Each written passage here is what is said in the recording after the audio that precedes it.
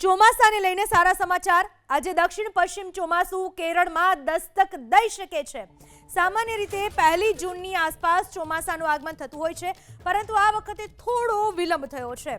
કેરળમાં ચોમાસાનું આગમન થયા બાદ ધીમે ધીમે આગળ વધશે। ગુજરાતમાં સામાન્ય રીતે 15મી જૂનની આસપાસ ચોમાસું બેસવાની શક્યતા છે।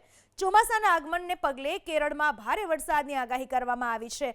આ તરફ દેશના 27 રાજ્યોમાં પણ હવામાન વિભાગે વરસાદની આગાહી કરી છે। દિલ્હી, હરિયાણા, પંજાબ, ઉત્તર પ્રદેશ, રાજસ્થાન, મધ્યપ્રદેશ, છત્તીસગઢ, ઝારખંડમાં વીજળીના કડાકા અને આંધીની શક્યતા છે। પહાડી વિસ્તારો અને પશ્ચિમ ભારતના હવામાનમાં પણ પલટો જોવા મળશે। આજે જમ્મુ કાશ્મીર અને રાજસ્થાનના કેટલાક વિસ્તારોમાં કરા સાથે વરસાદ ખાબકી શકે છે।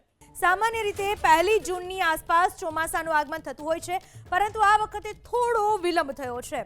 કેરળમાં ચોમાસાનું આગમન થયા બાદ ધીમે ધીમે આગળ વધશે। ગુજરાતમાં સામાન્ય રીતે 15મી જૂનની આસપાસ ચોમાસું બેસવાની શક્યતા છે। ચોમાસાના આગમનને પગલે કેરળમાં ભારે વરસાદની આગાહી કરવામાં આવી છે। આ તરફ દેશના 27 રાજ્યોમાં પણ હવામાન વિભાગે વરસાદની આગાહી કરી છે। દિલ્હી, હરિયાણા, પંજાબ, ઉત્તર પ્રદેશ, રાજસ્થાન, મધ્યપ્રદેશ, છત્તીસગઢ, ઝારખંડમાં વીજળીના કડાકા અને આંધીની શક્યતા છે। પહાડી વિસ્તારો અને પશ્ચિમ ભારતના હવામાનમાં પણ પલટો જોવા મળશે। આજે જમ્મુ કાશ્મીર અને રાજસ્થાનના કેટલાક વિસ્તારોમાં કરા સાથે વરસાદ ખાબકી શકે છે।